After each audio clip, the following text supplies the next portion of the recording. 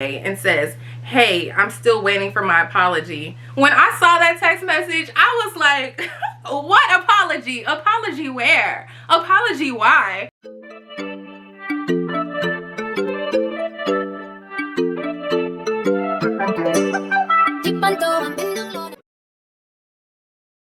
Hey, it's FineGirl Diamond. Don't forget to like, comment, and subscribe for more content like this. And if you're a fine girl, you are already subscribed. Duh. Thank you for subscribing. So, y'all, today we are going to talk about Bumble horror stories, okay? I have encountered some of the craziest men that I have never met, okay? So, let's just get into this story time. We are going to call this first person Tanner. And Tanner, you know, he seemed normal at first. We matched. We were texting, but I'll tell you this, okay? I am not the best texter. I'm actually a trash texter. That's not my forte. I will forget that I was texting you, and I will, you know, I'll feel some type of way because I'm thinking you're not responding to my text message, when really I never sent the text message. I just thought about the message that I planned on typing and never did. So that's the kind of texter I am. But you can always call me, okay? If you call me, we can talk. But I try to be like a happy medium. Like, that's my compromise. And I realize that people my age, they love to text. And older people, sometimes I date older people, they understand. They are okay with me not wanting, or like, they're okay with me being a bad texter. And they are okay with just like calling, talking on the phone. All right. You know, because I like to hear the LOLs. I don't just want to see them. I want to hear them. I want to hear your LMAO. But I'll get back to the point. We're talking about Tanner. Tanner, we texted a good bit, but at this point, work was super stressful. So I was being an even worse texter. Like, I just was not a good texter. So he wanted to have a date. I was like, okay, cool. This is like my availability. I won't be available this week or the next week, but I'll be available whatever week, afternoon or brunch. I don't remember my availability then, but I tell him, I communicate that. So before I go on a first date with anybody, I pray. And what I pray for, like, honestly, I'm not praying for anything in particular. I just pray for God to keep me safe. And I am praying for something now that I think about it. I just pray for God to let me know whether I should go on this date with whoever I'm going on a first date with. Well, time went by. I didn't hear what God was saying, so I didn't give any update to Tanner. Well, the day before we're supposed to date, that night, God tells me, no, don't go on a date with this person. So I was like, okay, God. So I hit up Tanner. I was just like, hey, Tanner, unfortunately, I won't be able to go on a date with you because I forget whatever I say. I just let him know that I wouldn't be able to go on a date with him. Y'all, let me pull up the messages, okay? I hope I still have the messages, because this was a long time ago. Like 2 years ago, maybe? Okay, I might have it. A few moments later. Ah, okay. Alright. This him. Basically, y'all, I guess I have to tell y'all a story time in a story time, okay? So, I was on Tinder, and my Tinder, it got banned. Actually, I'm gonna just tell y'all that later. So, I got banned on Tinder. And this person, I matched with them on Tinder, and I guess I matched with them on Bumble, too. So, they tried to like look for me on Tinder, but they couldn't find me because I had been banned on Tinder. But at that point, I didn't know I was banned on Tinder. So when I logged into Tinder, I'm like, I can't log in. And you know, when you get banned, they don't let you know why you got banned. Like, you just can't log in anymore. And I don't even know why I got banned. Like, whatever. A lot of times people thought that I was a fake account. So I feel like people like reported me for being a fake account, but because there are some people that I actually ended up talking to, and they're like, oh, I thought you were a fake account because you're like always going somewhere, you're always in a different place. And I'm just like, no, I'm real. Hey, honestly, men, they're so sensitive. Like, their ego is just on their sleeve, okay? Rejection, they don't handle it well. So essentially that's what this story time with Tanner is about. So basically I tell him that I couldn't, okay? And now I'm looking at my excuse. So my excuse was that my manager gave me an action item and it's very time consuming and I need to finish it before the end of the month. And this actually was very true. Like, and God also told me I don't need to date this person. But I can say that I alluded to the fact that we could reschedule, even though I never planned on rescheduling with him. Like, at first he was okay with it. He was fine. And then later he called me and I was just like, oh, hey, yeah. I just explained basically everything I said over text message. So I'm just like, why did he call me? Oops. But y'all, I'm about to send him this thing. Why did he even, like, why did you need me to talk to you to tell you this? What is going on? And then he also, when he called me, he alluded to me being a scammer, okay? And I was like, what am I gonna scam you for? I have what I need. I have everything. Like, what are you talking about? Like, this is that I wasn't getting it. What am I gonna scam from you? Like, I didn't go to undergrad and grad school to scam people. I don't have to do all that to try and scam someone. I'm not a scammer. Like, I have integrity. I carry myself with pride and standards. I would not scam anyone. And why would I be going to you to scam you? Like, he had a regular job. Like, I don't remember exactly what he did, but it wasn't anything to where, like, you know, people like the Claremont twins, like when they tried to scam that person allegedly and do whatever they planned on doing, like, that person had a lot of money. Like, I am not gonna try and, like, let's say I was a scammer, right? I am not gonna scam a regular person. My mom, she always told me whatever I do, give my all at it. You are a regular person. All right. So there was that, okay? So then he randomly texted me the next day. Or no, he also said, exactly what kind of work do you do? And it is on my profile. Did you not read it? Did you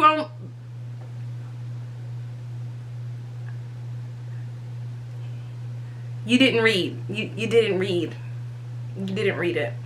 So then basically I was just like, ha. Oh, I'm sorry, I'm skipping a part. A day late, then he ended up calling me, okay? So that's when the call happened. Then he texted me randomly the next day. Basically, I not ended it with him because it wasn't anything to start. But basically, I was just like, yeah, we're incompatible. I don't know, like, when he called, after the call, things just shifted, okay? He must have spoke with his friends or somebody, and they told him, like, whatever they were going to tell him. I don't know. Maybe they think, I don't know. I don't know. So then he randomly texts me the next day at, like, the end of the workday and says, hey, I'm still waiting for my apology. When I saw that text message, I was like, what apology? Apology where? Apology why? Because I owe you nothing. I owe you nothing. So then I was just like, basically I laughed how I laughed just then. And then I was like, that's the statement above reeks of entitlement. The person that called me a scammer yesterday is expecting an apology? Shaking my head. For the record, I don't have to scam because I have everything that I need and it doesn't align with my morals, okay?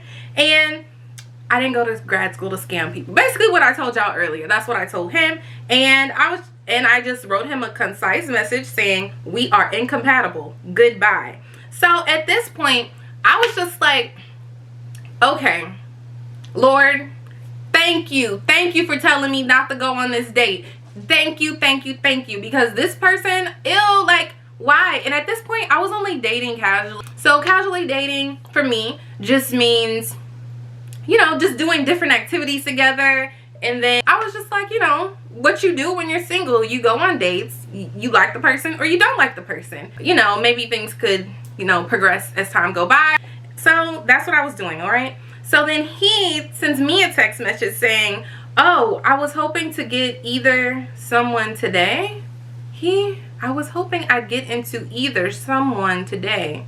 Fortunately, my bait worked. Where do I start? There's a reason you were banned from Tinder. You're an incredibly shady person, and it's no wonder other guys reported you. And I'm just like, I don't know why I got reported on Tinder, okay? I'm a real person.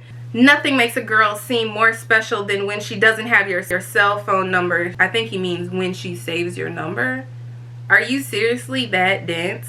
Like, first of all, who are you calling dumb, okay? Okay, so when I answered the phone, I didn't have his number saved because I only save numbers of people I actually converse with normally and like talk to and stuff like that. Like, why would I save your number? Why would I save your number? Why? Why would I do that? Oh, and by the way, he put blocked. But honestly, after I put that we are incompatible, good job, I blocked him, okay? But somehow his message still came to me, okay? At the end of the message, he put blocked with a smile, with a winky face. But at that point, I had already blocked him. So he saw that I blocked him and decided to get another phone number. So probably some text-free number, right? So he used some text-free number to send me the message he had just sent my regular phone number just to make sure that I got it. So I blocked that one too. And yeah, so this person could not handle denial. And honestly, he probably couldn't handle denial because I'm black. Tanner was white, by the way. So he's probably racist, but he was just upset at the fact that I denied him and I was not as interested in him as he thought that I was gonna be. And I don't know, I just listened to God, and like that, all of his behavior just made me very, very grateful that I talk to God. I make sure I communicate with God and see whether he wants me to go on a first date with someone or not, like when I was dating and stuff. Now we have man number 2, okay? So this guy, we're gonna call him Cletus, okay? Because he was kind of older. So Cletus had his own trucking business, and it was really good as far as like everything on paper was good. I had one conversation with him, and it was through the app, because after that first story, I don't I don't give my phone number out at all. Like at first, it's not like I gave it out like immediately or anything like that. It definitely made me even more cautious about giving my number out.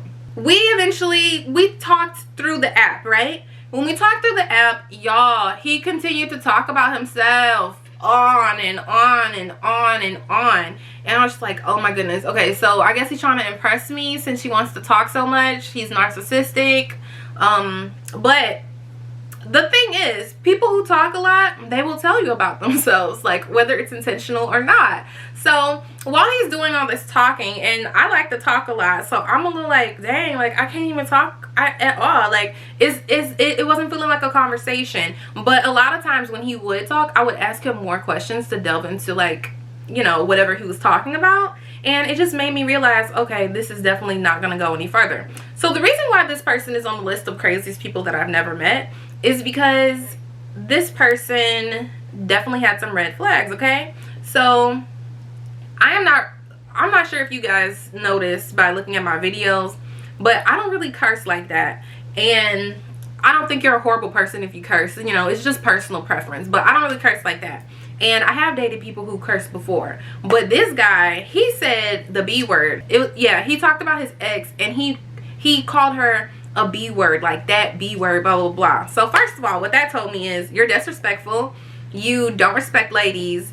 You think I'm stupid enough to be okay with this. Like, are you dumb? And this is not impressive. This is not impressive at all. And it also tells me that it doesn't seem like he's over that person or over that hurt. So that was all pass for me.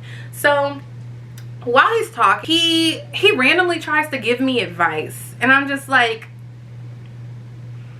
and I'm actually pretty open to advice. Like I'm a huge proponent of learning from other people's mistakes, so I don't have to make those mistakes. But the way he went about things, and I know some people will be like, oh well, it's because he's older, he's trying to give you, no, because when you are dating someone that's a bit older, they don't do it how he was doing it. Like, ugh, it was so weird, so ill. So I was watching 90 Day Fiance, and he kind of reminded me of Bilal. So he was very he had like set ways he liked doing things, which I mean, everyone has a set way they like doing things to a certain extent, but it was just like very Bilal, okay, very Bilal. I never met him. I'm happy about that because, ooh, so many issues there, so many issues. And basically, yeah, incompatibility. And honestly, that person should not have been dating. Like, it was not your time. You need to do counseling. Go to counseling. Go to counseling first. All right, so now we are gonna go to the third person. I don't know what I'm gonna call him. See, I want to call him Fine Boy because he was fine. But the thing is, like, I'm sure you guys know, like, being a fine girl, it's not just about, you know, physical stuff. It's about the inside too. And this person's inside was pretty charming. But, you know, I guess everyone has their pros and cons. But yeah, all right. So let me tell you, it wasn't completely charming though. It's like slash charming slash fatal attraction-y. Not sure. But you can tell me in the comments below. So this person, what are we gonna call him? That I got sidetracked. We are gonna call him, let's call him Jason, okay? No. Actually, yeah, we'll call him Jason. He was like to my standards as far as like, you know, what I expect in someone, what they're doing in their life, and like physical fitness. Physical fitness is like very, did I spit on you guys? I'm sorry. All right, so physical fitness is very important for me, not just for like, you know, the vanity of it, but as far as a lifestyle. Because yeah, you can work out, but you're eating junk food.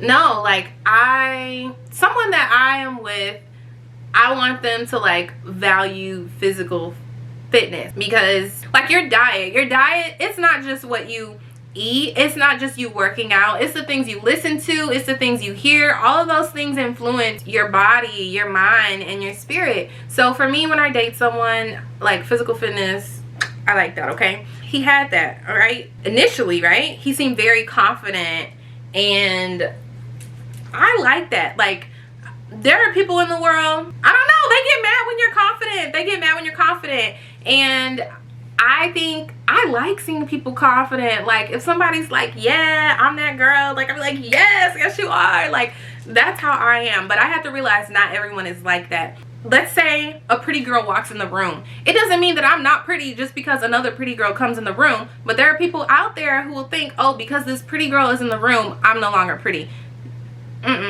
That's not true. Like, there can be more than one pretty person in the room. And like, everyone has, I don't know, it just depends. And I'm not saying that that means someone else is ugly or anything, but yeah, like, I don't know. I guess it really all just depends upon thought and your mindset. Because honestly, there are people who I have thought were very, very attractive, but society would call them ugly. Society would call them ugly, but who cares about what society thinks in this case? Like, let me get back on topic. As y'all know, I like to travel a good bit. So I matched with this person, and we were going to have, we eventually planned on meeting in person, and he was going to come down here, or we were going to like pick a mutual place, right? During this time, okay, because I matched with him in a city I was visiting, and he was actually visiting the same city too. So he would visit that city for work, and I would visit that city just because I just like that city a lot. We're talking, we're having a great time, getting to know each other. His parents had been married for a really long time. My parents have been married for a very long time. So that was something that we both had in common. Well, one day he joked. So his words exactly were, I'll kill my wife if she cheats on me. The vow say, until death do us part. I'll take her on a fishing trip that she never comes back from. I was like, oh, this person is crazy. Interesting. I was just like, oh my gosh. I appreciate him saying that so I can know that this is how he living his life. And that is very abusive behavior. So any girls out there, just be wary when people say things like that. Just be aware of people who say things like that. People who say things like that's a threat. And somebody may try to play it off like it's a joke, but it's really not. My mom has always said there is a bit of truth in every joke. And you do not want to stay around to find out if that joke was true or not, or what component of that joke was true. That's very dangerous. You don't want to play with your life like that. You're valuable, and just don't do that. The first inkling of someone being controlling or someone being abusive, I mean, that can be a video too, but yeah, just like steer clear of red flags like that. That's a red flag. That's a red flag. Even if somebody tries to play it off as a joke. That was definitely something that stood out to me, and so for that reason they were blocked. And the person had another cell phone, so they called me from their work phone using FaceTime, and I was just like, oh my gosh, like, ugh, this is crazy. So I had to block that number too. And yeah, I mean, no need to give explanations. Like, people try to make people feel bad about ghosting people. There are definitely situations where giving someone, you know, closure or letting them know that this is not gonna work is okay, and then there's others where they don't deserve a response. Like, they don't need a response. Like, just your actions will speak louder than your words. So just show them you're not talking to them anymore. And yeah, don't forget to like, comment, and subscribe for more content like this, and I'll see you guys next time. Bye.